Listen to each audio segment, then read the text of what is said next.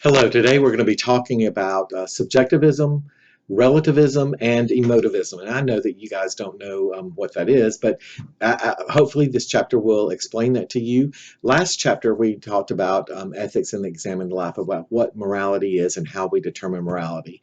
Today what we're going to look at is we're going to look at those ways to view ethics in terms of being subjective, being relative to the surrounding community and things that surround us, and our emotions. So let's just take a look at that just a little bit better.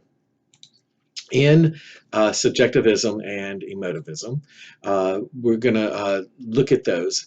In moral judgments, what we can say basically is when we all make moral judgments, everybody makes judgments about people's morality and whether they're right, whether they're wrong, and we all make judgments. We all do that. So, it's nothing new. But what I want to look at today is our moral judgments and take it to looking at four perspectives of that. Now, we can always say, like Ted's action was wrong. That's a moral judgment because it's based on a belief that lying is always wrong. But we can a moral theory though is looking at an explanation of the general beliefs that are used in our moral judgments. Now, the four perspectives of moral judgments we've got to look at first: cultural relativism, then we're going to look at subjective relativism, and then we're going to look at emotivism, using our emotions, and ethical objectivism. And these are four perspectives on making moral judgments. And then ethical objectivism. But what we need to look at first is let's look at subjective relativism. Now, subjective relativism, let me move this out of the way so you guys can see just a little bit better. Subjective relativism is the view that an action is right if you approve of it. So it's subjective to what you believe. So that action is right. If you approve of it, implies these things: that each person is morally infallible. If you approve of an action only because you believe that it's right, then that means that you're infallible and you cannot make an error. You're incapable of making an error.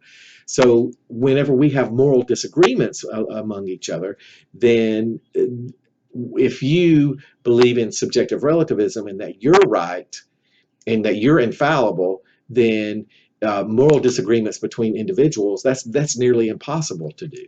So we can't have moral disagreements if you believe that things are right according to subjective relativism, and that moral judgments are a matter of preference rather than just right and wrong. Now, let's take a deeper look into cultural relativism. The second one, cultural relativism, says that an action is right or wrong if the culture agrees that it approves of it. Now, there are different instances where cultures approve of certain things, and some cultures look at it as being horrible. In some cultures, female mutilation, where the clitoris is cut off at girls of ages 13. The culture approves of that, so it must be right. But we look at it from the outside and we say, no, that's wrong. I mean, we can't. That's absolutely wrong. To do that to young girls whenever they're 13. So, but we look at it from an outside point of view. In cultural relativism, we're looking at things from an inside point of view through somebody's culture. Now, basically what we say is that the people's judgment about right and wrong, that differs from culture to culture. So in one culture, what's right might be wrong in another culture, and vice versa.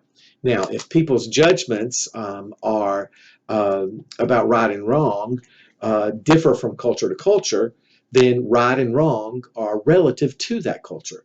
So that means there are no objective moral principles. So right and wrong are relative to culture, and there are no objective moral principles in cultural relativism. Now, there are different arguments for cultural relativism, and we're going to look at the arguments for cultural relativism. The argument is valid if premise one is true and premise two is false. So let's look at that a little bit differently. Even if the moral judgments of people in various cultures differ, that in itself doesn't show that morality is relative to culture. But we can differ in our moral judgments, not just because they accept different moral principles, but because we all have divergent non-moral beliefs. Now, there is no necessary connection, though, to cultural relativism and tolerance. Um, Cultural relativists can't consistently advocate tolerance, but according to cultural relativism, intolerance can be justified as easily as tolerance can. Now, rejecting cultural relativism does not entail intolerance. Now, cultural relativism, if we adhere to that cultural relativism, then your discussion question has to do with Hitler killing 6 million Jews. In that culture, it was okay for them to do that. But from the outside, we look at that and say, no, this is absolutely something that is wrong.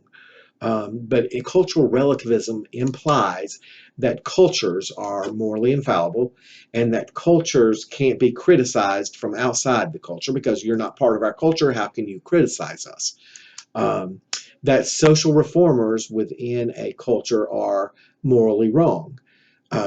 So, when we think of social reformers, we think of people that want to change the norms.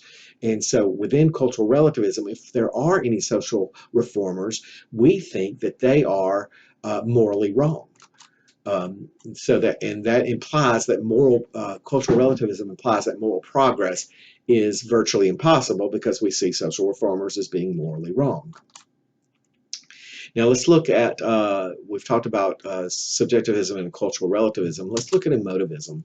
This emotivism basically says that moral judgments are not either, they're not even true, or they can't be true, or they can't be false, but they're instead expressions of our emotion or our attitude. Now, this implies that moral disagreements are not disagreements of fact, basically, but are instead disagreements of our attitude. Now, it also implies that there are no moral facts, only attitudes about moral judgments. And it also implies that there is really not any goodness or badness, in anything. So nothing is actually good or bad. In ethical objectivism, this is a view that asserts that some moral judgments are universal. They're valid for everyone. And it's not the same as absolutism, which does not acknowledge other principles, that objective principles may allow for exceptions depending on the circumstances. But ethical objectivism implies that moral disagreements can be resolved using reasoning. And moral judgments and actions can be evaluated according to objective standards, not subjective, but objective standards. And using these, then we look at these objective moral standards. So basically, out of all four of these principles of judging morality, ethical objectivism seems to be the best ones, because what we can do is we can judge the rightness and the wrongness of an action based on objective standards that have already been established. Um, Cultural relativism looks at the wrongness and rightness of an action, and it can be approved or disapproved within a culture. Subjective relativism is what you think is right or you think is wrong. And emotivism is basically there are no moral standards, it's just based on our emotions. So in looking at all four of these, ethical objectivism seems to be the best because it implies that moral disagreements can be basically resolved using the critical reasoning that I talked about in the first video. So I hope you understand the difference between these four views and four theories of morality.